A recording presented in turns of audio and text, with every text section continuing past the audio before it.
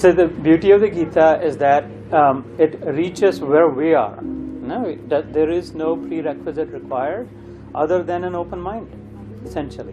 It comes to, this is the one scripture, I might say, on the planet that actually comes wherever we are.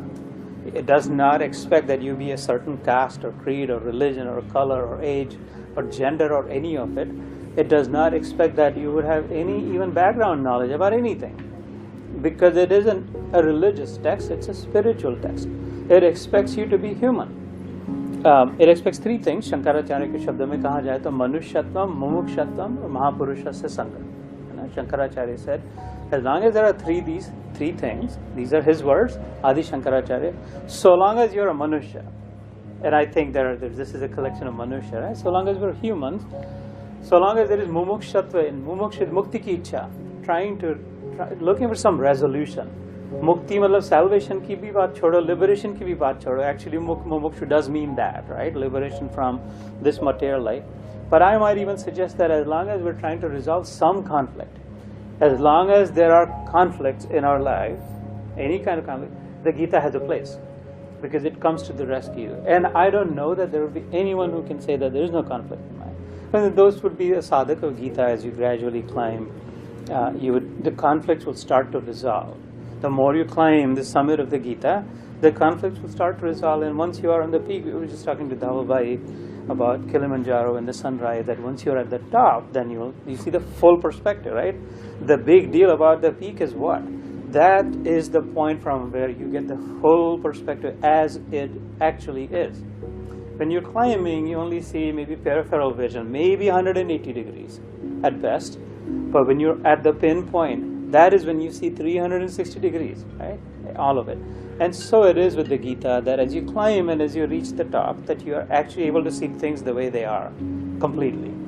And so as long as we are humans, that we recognize, this is not just a cliche, this is not, I'm not being sarcastic. My point is, as long as there is recognition that, wait a minute, I am different. I am not just my dog. I'm not a cat.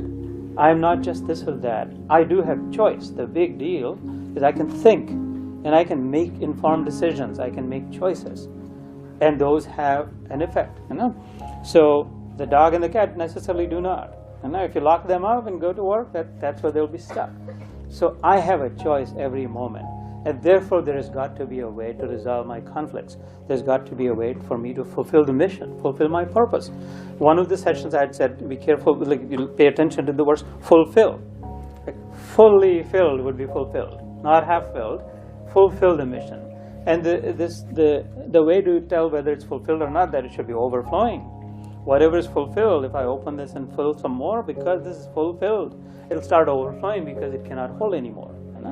So when my life will be fulfilled, I will have no hatred, no fear, no anxiety, no misery, no negativity of any sort, and only filled with acceptance, inclusion, love, tolerance, forgiveness.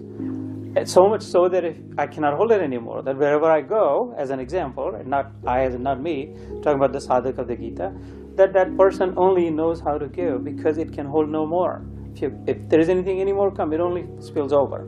That would be truly a fulfilled life. And that would be, I would suggest that is the claim, that's our claim, that's the purpose of our life. Until we have reached that, we're half filled, not fulfilled. And so mumuksha gets to that point that, hey, wait a minute, I want to get to that stage. Not only do I have the big house and the possessions and the name and the fame and the degree and the association, all of that, these are all good. Like that sadhak of the Gita will never hate anything or anyone, would never shun, will never say, I want to run away, I want to get rid of my house, or I want to get sannyas. Sab aane do, right? Like Bhagavan Krishna, Dwarika, nothing bothers him. But there's got to be something higher, something independent, where I can get to a stage where I no longer depend on these things. These are good, but even without this, the internal state does not change. How I feel inside no longer depends on the external possessions.